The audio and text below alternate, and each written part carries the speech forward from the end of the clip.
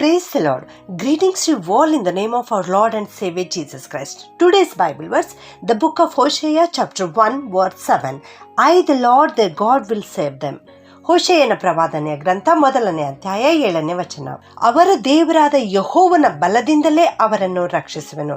ಹೌದು, ಇವತ್ತು ನಮ್ಮ ದೇವರು ನಮಗೆ ವಾಗ್ದಾನವನ್ನು ಕೊಡ್ತಾ ಇದ್ದಾರೆ. ಏನೆಂದರೆ ತನ್ನ ಬಲದಿಂದ, ಯೆಹೋವ ದೇವರ ಬಲದಿಂದ ಅವರನ್ನು ರಕ್ಷಿಸುವೆನು, ಅಂದರೆ ನಿನ್ನನ್ನು ರಕ್ಷಿಸುವೆನು ಎಂಬುದಾಗಿ ದೇವರು ಇವತ್ತು ವಾಗ್ದಾನವನ್ನು ಕೊಡ್ತಾ ಇದ್ದಾರೆ ಪ್ರಿಯರೇ.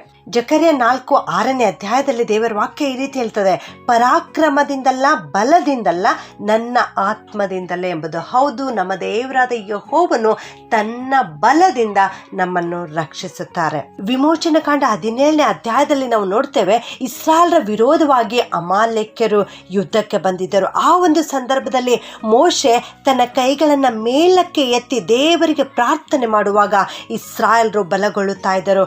ಮೋಶೆಗೆ ಕೈಗಳು ಭಾರವಾಗಿ, ಕೈಗಳು ನೋವಾಗಿ, ಕೈಗಳನ್ನು ಕೆಳಗಿಳಿಸಿದಾಗ ಅಮಾಲೇಕ್ಯರು ಬಲಗೊಳ್ಳುತ್ತಾ ಇದ್ದರು. ಆದ್ದರಿಂದ ಆರೋನನು ಮತ್ತು ಹೂರನು ಒಂದು ದೊಡ್ಡ ಕಲ್ಲನ್ನು ತಂದು ಆ ಕಲ್ಲಿನ ಮೇಲೆ ಮೋಶೆಯನ್ನು ಕೂಡಿಸಿ ಆ ಕಡೆ ಒಬ್ಬ ಈ ಕಡೆ ಒಬ್ಬ ಮೋಶೆಯ ಕೈಗಳಿಗೆ ಬಲವನ್ನು ಕೊಡುತ್ತಾರೆ, ಆಧಾರವನ್ನು ಕೊಡುತ್ತಾರೆ ಪ್ರಿಯರೇ. ಈ ರೀತಿ ಇಸ್ರಾಯೇಲರು ಅಮಾಲೇಕ್ಯರನ್ನ ಕೆಡವಿ ಬಿಟ್ಟರು, ಅಮಾಲೇಕ್ಯರನ್ನ ಸೋಲಿಸಿ ಬಿಟ್ಟರು ಪ್ರಿಯರೇ. ಬೆಟ್ಟವನ್ನು ಹತ್ತಿದ ಮೇಲೆ ಮೋಶೆ ಒಂದು ಕಲ್ಲಿನ ಮೇಲೆ ಕುಳಿತುಕೊಂಡನು ಎಂಬುದಾಗಿ ಇಲ್ಲಿ ನಾವು ನೋಡ್ತಾ ಇದ್ದೇವೆ. ಆ ಕಲ್ಲು ಯಾವುದೆಂದರೆ, ಆ ಕಲ್ಲನ್ನು ಸ್ವಲ್ಪ ನಾವು ಆಲೋಚನೆ ಮಾಡೋಣ.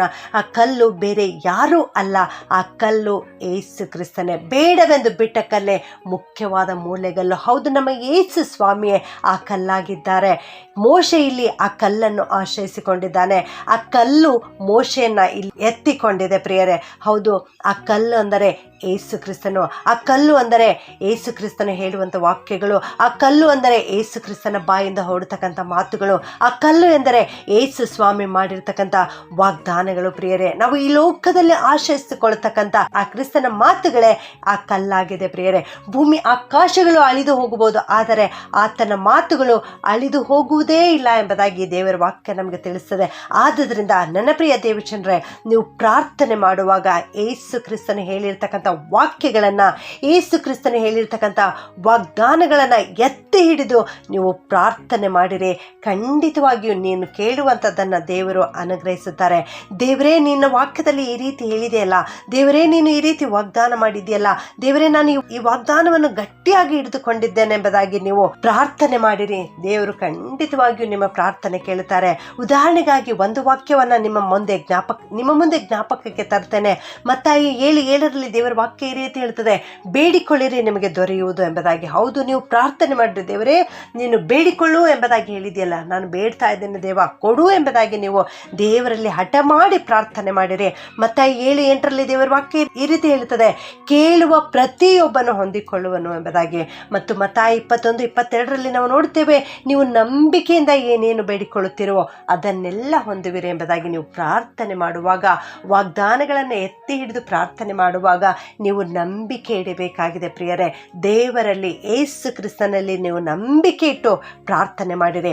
ಮೂರನೆಯದಾಗಿ, ನೀವು ಪ್ರಾರ್ಥನೆ ಮಾಡುವಾಗ ಯೋಹಾನ 14:14 ಪ್ರಕಾರ, ನನ್ನ ಹೆಸರಿನಲ್ಲಿ ನೀವು ಏನೇನು ಬೇಡಿಕೊಳ್ಳಿರೋ ಅದನ್ನೆಲ್ಲ ನಾನು ನಿಮಗೆ ಕೊಡುವೆನು ಎಂಬುದಾಗಿ ಯೇಸು ಸ್ವಾಮಿ ಹೇಳಿದ್ದಾರೆ. ಈ ರೀತಿಯಾಗಿ ನೀವು ನಂಬಿಕೆಯಿಂದ ಪ್ರಾರ್ಥನೆ ಮಾಡಿರಿ, ಯೇಸು ಕ್ರಿಸ್ತನ ಹೆಸರಿನಲ್ಲಿ ಪ್ರಾರ್ಥನೆ ಮಾಡಿರಿ.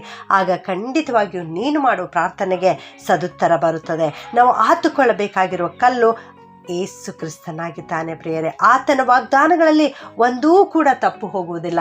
ಯೇಸು ಕ್ರಿಸ್ತನು ಸುಳ್ಳು ಹೇಳುವಾತನಲ್ಲ. ಮಾನವರು ಸುಳ್ಳು ಹೇಳ್ತಾರೆ, ಆದರೆ ನಮ್ಮ ಯೇಸು ಸ್ವಾಮಿ ಮನುಷ್ಯರಂತೆ ಅಲ್ಲ. ಆತನು ಮಾತು ಕೊಟ್ಟ ಮೇಲೆ ಅದನ್ನು ನೆರವೇರಿಸುತ್ತಾನೆ.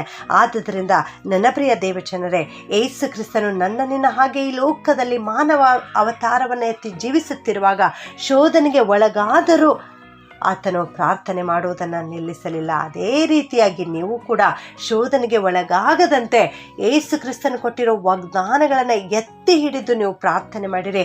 ಖಂಡಿತವಾಗಿಯೂ ಕರ್ತನು ನಿಮಗೆ ಸಹಾಯ ಮಾಡುತ್ತಾರೆ, ನಿಮ್ಮ ಪ್ರಾರ್ಥನೆಗೆ ಸದುತ್ತರವನ್ನು ಕೊಡುತ್ತಾರೆ. ಪ್ರಾರ್ಥನೆ ಮಾಡಿಕೊಳ್ಳೋಣ. ಪ್ರೀತಿಯ ಪರಲೋಕದ ತಂದೆಯಾದ ದೇವರೇ, ನಿಮಗೆ ಸ್ತೋತ್ರ ಉಂಟಾಗಲಿ ಸ್ವಾಮಿ. ಅಪ್ಪ, ಮೋಶೆ ಕಲ್ಲಿನ ಮೇಲೆ ಕುಳಿತುಕೊಂಡು ತನ್ನ ಕೈಗಳನ್ನೆತ್ತಿ ಪ್ರಾರ್ಥನೆ ಮಾಡಿದಾಗ ನೀನು ಇಸ್ರಾಯೇಲರಿಗೆ ಜಯವನ್ನು ಅನುಗ್ರಹಿಸಿದ್ಯಪ್ಪ.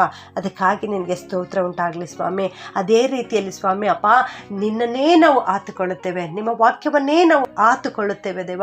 ನಿಮ್ಮ ವಾಗ್ದಾನಗಳನ್ನು ಗಟ್ಟಿಯಾಗಿ ಹಿಡಿದುಕೊಂಡು ನಿನ್ನ ಪಾದದಲ್ಲಿ ಬಂದು ನಂಬಿಕೆಯಿಂದ ಯೇಸು ಕ್ರಿಸ್ತನ ನಾಮದಲ್ಲಿ ಪ್ರಾರ್ಥನೆ ಮಾಡುತ್ತೇವಪ್ಪ. ನಮಗೆ ಸಹಾಯ ಮಾಡು ಸ್ವಾಮಿ. ಇಂದು ಈ ವಾಕ್ಯ ಕೇಳಿಸಿಕೊಳ್ಳುತ್ತಿರೋ ಪ್ರತಿಯೊಬ್ಬೊಬ್ಬರನ್ನು ಆಶೀರ್ವಾದ ಮಾಡು ಸ್ವಾಮಿ. ಅವರೆಲ್ಲರನ್ನ ನೀನು ರಕ್ಷಿಸುತ್ತೇನೆ ಎಂಬುದಾಗಿ ಇವತ್ತು ವಾಗ್ದಾನ ಕೊಟ್ಟಿದ್ಯಪ್ಪ. ಅದಕ್ಕಾಗಿ ಸ್ತೋತ್ರ ತಂದೆ. ಇವರೆಲ್ಲರನ್ನ ರಕ್ಷಿಸು, ಕಾಪಾಡು, ಇವರ ಜೊತೆಗಿದ್ದು ನಡೆಸಪ್ಪ. ಯೇಸುವಿನ ನಾಮದಲ್ಲಿ ಬೇಡುತ್ತೇನೆ ತಂದೆಯೇ, ಆಮೆನ್.